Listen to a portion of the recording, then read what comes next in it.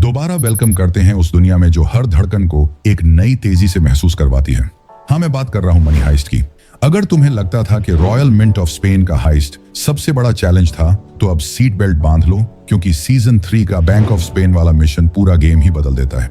लेकिन हाँ, अगर तुमने फर्स्ट हाइस्ट जो सीजन 1 और 2 में दिखाई गई है उसका रीकैप नहीं देखा, तो पहले आई बटन पर क्लिक करके वो वीडियो देखो जिसमें हमने फर्स्ट हाइस्ट का कंप्लीट रीकैप दिया है।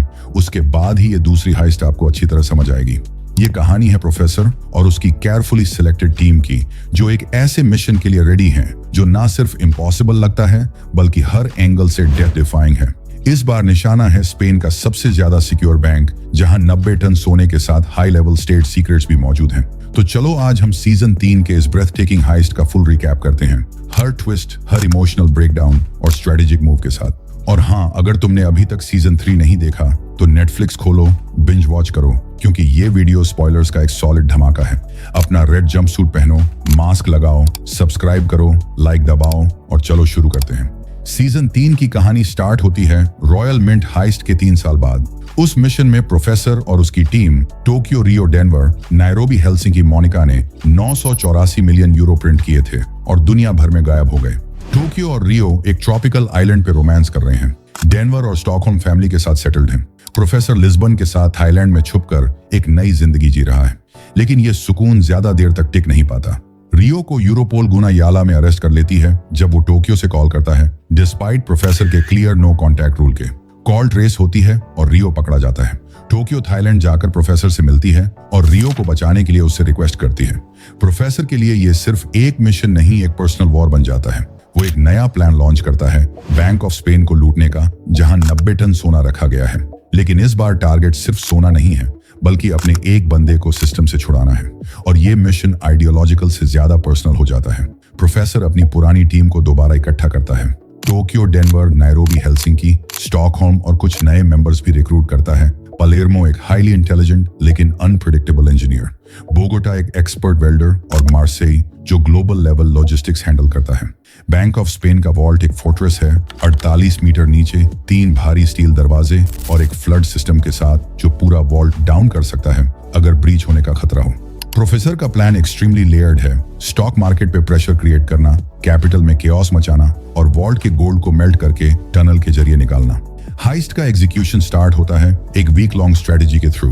टीम 67 हॉस्टेजेस के साथ बैंक के अंदर घुस जाती है, जिसमें गवर्नर भी शामिल होता है।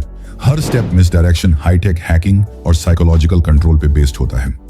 पलेर्मो की एंट्री टीम डायनामिक्स में एक नया डिमेंशन ले आती है। उसकी टेक्निकल स्किल्स क्रिटिकल हैं, लेकिन उसका अनप्रेडिक्टेबल बिहेवियर और बर्लिन के साथ उसका अनरिजॉल्व पास्ट टेंशन जनरेट करता है।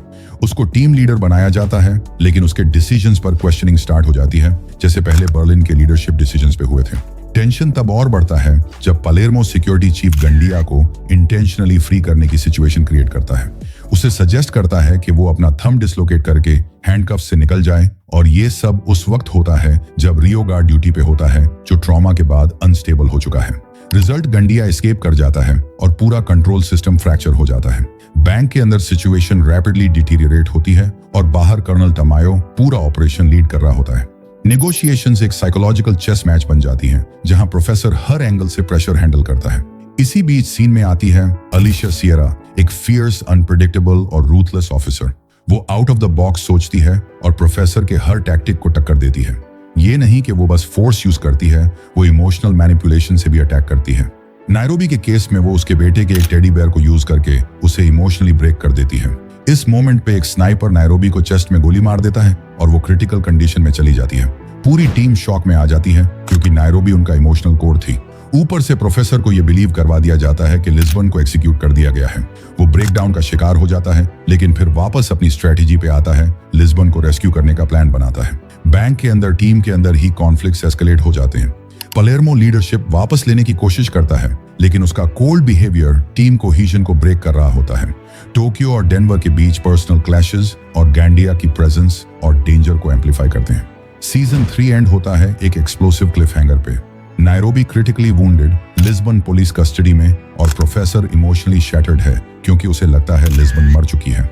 ये सीजन स्टोरी टेलिंग के लेवल पे पावरफुल है। फ्लैशबैक्स में बर्लिन और पलेर्मो का डायनामिक दिखाया गया है, जहां ये हाइस्ट प्लान पहले कंसेप्चुअलाइज हुआ था। इमोशन, गिल्ट और वेंजेंस हर कैरेक्टर के अंदर एक अंदरूनी वॉर क्रिएट करते हैं। सीजन 4 इस मोमेंट से एग्जैक्टली कंटिन्यू होता है। नायरोबी लाइफ और डेथ के बीच फाइट कर रही होती है। गंडिया बैंक के अंदर फुल टेरर क्रिएट करता है। वो इवेंचुअली नायरोबी को मार देता है और गैंग अपने मॉरल सेंटर को खो देता है। पलेर्मो दोबारा लीडरशिप में आता है। गैंग डिसिप्लिन के साथ गोल्ड को मेल्ट करता है और टनल के थ्रू निकालता है। हर सेकंड टाइम्ड होता है, हर मूव कैलकुलेट किया गया होता है। प्रोफेसर बाहर से लिस्बन को रेस्क्यू करता है पुलिस के बेस में घुस के।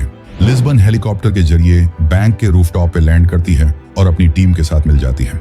सीजन 4 का बैलेंस इमोशनल वेट और टैक्टिकल इंटेंसिटी के बीच परफेक्टली मेंटेन्ड होता है। हर सैक्रिफाइस, हर कॉन्फ्रंटेशन उस टेंशन को एम्पलीफाई करता है जो बिगिनिंग से बिल्ड हो रही होती है। सीजन 5 क्लाइमैक्स की तरफ ले जाता है। आर्मी ऑथोराइज होती है बैंक में घुसने के लिए। तमायो फुल अग्रेशन पे शिफ्ट करता है। टोक्यो अपनी ब्रेवरी का एब्सोल्यूट प्रूफ देती है। जब आर्मी और गंडिया कंबाइंड अटैक करते हैं तो वो आखिरी मोमेंट तक फाइट करती है और एक ग्रेनेड ब्लास्ट में अपनी जान दे देती है ताकि टीम सरवाइव कर सके। वो सैक्रिफाइस नॉट ओनली लेजेंडरी है बल्कि नायरोबी के लिए एक पोएटिक जस्टिस भी बन जाता है। गोल्ड टनल के जरिए बाहर चला जाता है। प्रोफेसर अपना फाइनल फेज लॉन्च करता है। तमायो को साइकोलॉजिकल प्रेशर में लाकर उससे फोर्स करता है डील एक्सेप्ट करने पे। वॉल्ट चेक करने पर पता चलता है असली गोल्ड पहले ही सेफ लोकेशन पे ट्रांसफर हो चुका है। जो अंदर है वो सिर्फ ब्रास रेप्लिका है। तमायो के पास कोई ऑप्शन नहीं होता। वो गैंग को पब्लिकली डेड डिक्लेयर करता है, जबकि असल में सब नई आइडेंटिटीज के साथ एक नई जिंदगी की तरफ निकल जाते हैं। स्टोरी एंड होती है प्रोफेसर और उसकी टीम के हेलीकॉप्टर एग्जिट के साथ, एक नई शुरुआत, एक नए नाम और एक कंप्लीट मिशन के साथ। तो ये थी मनी हाइस्ट की ये इंटेंस, इमोशनल और मास्टरफुली क्राफ्टेड कहानी, जहां हर कदम एक स्ट्रेटेजी था और हर इमोशन एक वेपन। क्या ये सिर्फ पैसों की चोरी थी या सिस्टम के खिलाफ एक रिबेलियन? फैसला तुम्हारा है। कमेंट्स में जरूर लिखना, क्या नायरोबी का लॉस सबसे इमोशनल था? क्या टोक्यो का सैक्रिफाइस जस्टिफाई होता है? लाइक जरूर करो अगर ये रिकैप तुम्हारे दिल तक पहुंचा, और HR फैक्ट्स को सब्सक्राइब करना मत भूलना। बेल आइकॉन ऑन करो ताकि सीजन 6 के सारे अपडेट्स तुम्हें सबसे पहले मिलें। फिलहाल के लिए पुलिस से सेफ रहो और अगले वीडियो में मिलते हैं।